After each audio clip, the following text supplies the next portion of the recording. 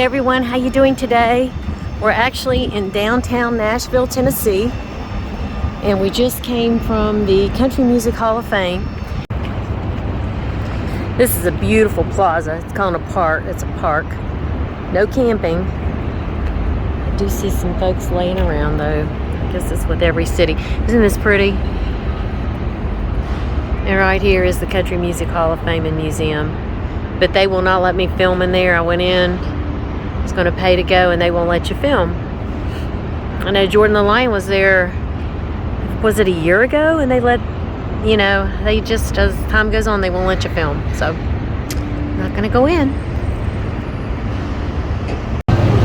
Okay, I just came from the Patsy Cline and Johnny Cash Museum. I guess I should have started my YouTube channel a lot sooner. You can't film in either one of them. So we're moving on. Kid Rock has a bar called Honky Tonk Rock and Roll Steakhouse. Alright, we're going to walk on around. This is Jason Aldean's restaurant. They just opened one also up in Gatlinburg. Old Red, they have an Old Red here too. Candy Kitchen, Miranda Lambert's. Boy, if you're a country star, there's Old Red. If you're a country star, you certainly have a restaurant now. And it's funny, they've turned a lot of these old nostalgic places into young country music stars places now. Well, I even see Jimmy Buffett has a Margaritaville here, just like he does Pigeon Forge, bless his heart. Also, I just wanted to tell you, you can park in public lots for about $10. It's not that bad.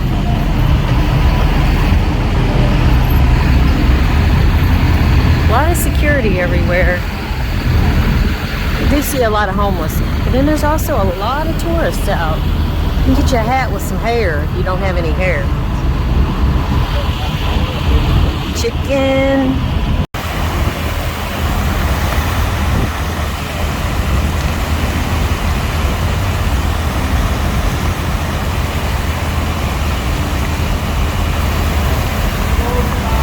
Look at this huge building. It's called the Music City Center.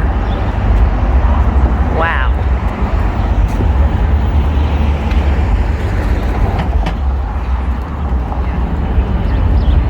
This is the other side of the Music City Center.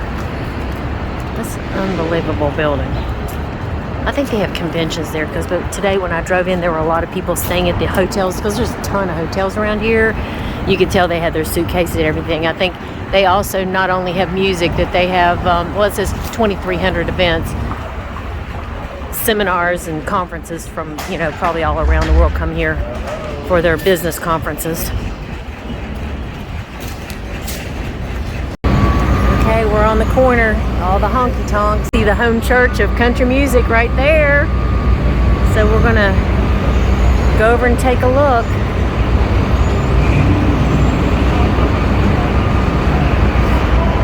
Pretty neat.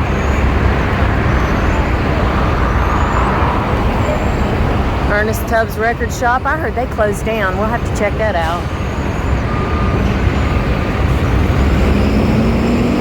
This is it.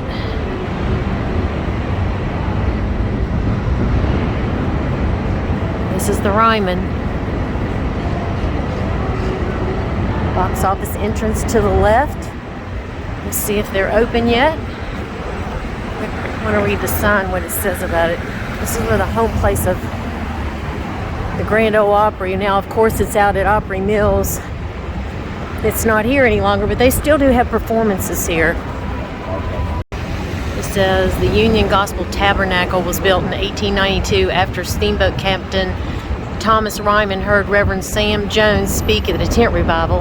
In 1885, the Ryman commissioned architect Hugh C. Thompson to build the Gothic Revival Church, which quickly became a place for secular and religious gatherings. After Ryman's death in 1904, it was renamed in his honor, nicknamed the Mother Church of Country Music. The Ryman Auditorium was home to WSM's Grand Ole Opry from 1943 to 1974. Oh, this is Bill Monroe. He was known as the father of bluegrass. It says in 1945, The Grand Ole Opry star Bill Monroe and his mandolin brought to the Ryman Auditorium stage a band that created a new American musical form.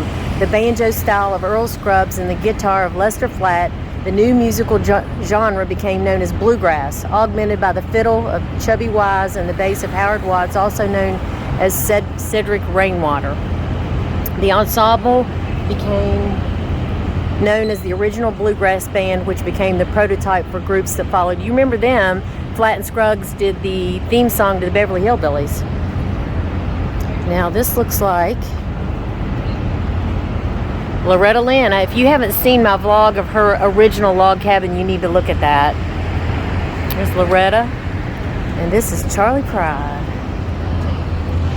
He was awesome.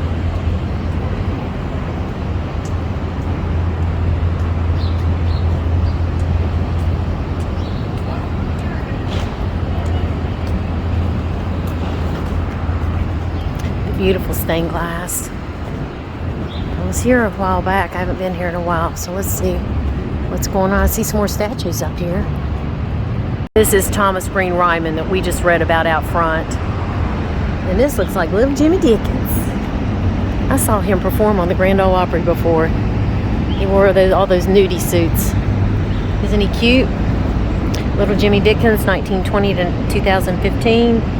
First debuted on the Ryman stage in 1948 and went on to become one of the biggest touring and most beloved members of Grand Ole Opry. His rhinestone-studded outfits, which wild novelty hits and infectious country humor captured the hearts of millions.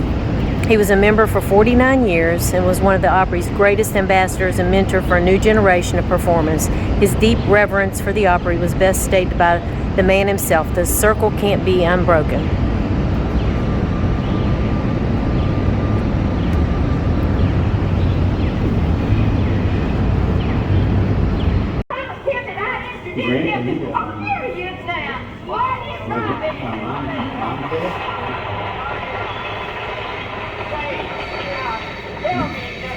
Now be honest, what's going on between you two children? Well, I'll tell you, Miss Roy, I didn't have a special girl to bring over into a shindig, and This is the inside.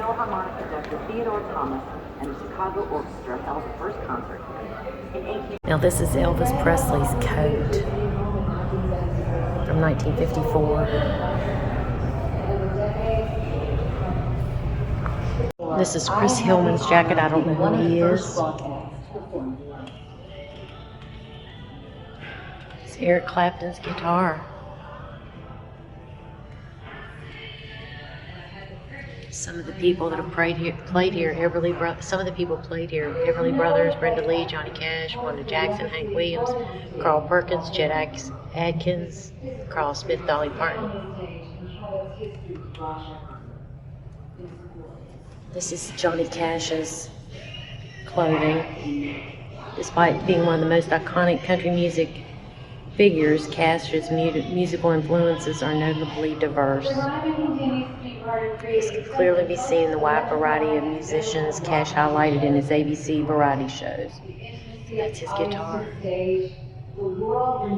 Bill Monroe's jacket and hat. Wow. Oh my gosh. This is Hank Williams' jacket and hat. Man. Ryman audiences have seen performances by members of the Rock and Roll Hall of Fame and by a new generation. It's amazing. This is James Brown's outfit. Black Keys, Paramore, and Melissa Etheridge. This is Roger Daltrey's The story of rock tambourine. music at the Ryman began with Elvis and continues to Joan Jett's bra and guitar. Such a journey, but that night I very seldom ever walk on stage at the Ryman that I don't see my mom and dad and me and my sister sitting out there. And cool. Don McLean's shirt and guitar, It enriches and the Emmylou experience Harris's of all guitar. who enter and inspires those who play a part.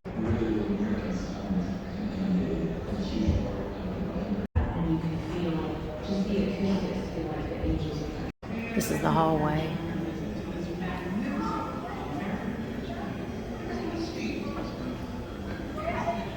You wonder why that was kind of limited and there were a lot of pictures. They, you know, I don't understand. I mean, just a few years ago, people were filming in here, but they don't want you to. So anyway, I took a lot of pictures, but they got a lot of neat merch in here. You want to get a Ryman Auditorium t-shirt.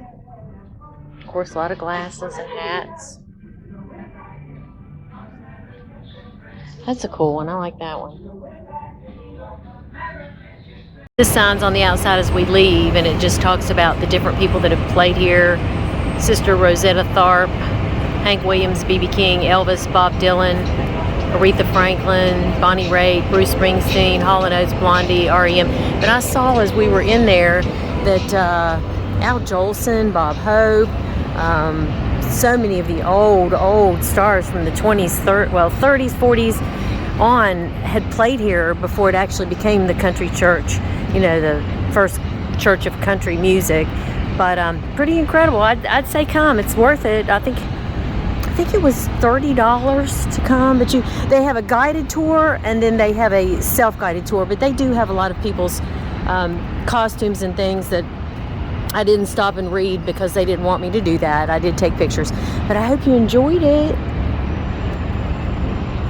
If you're liking the videos, hope you'll subscribe and ring the bell for notifications. You guys have a blessed day.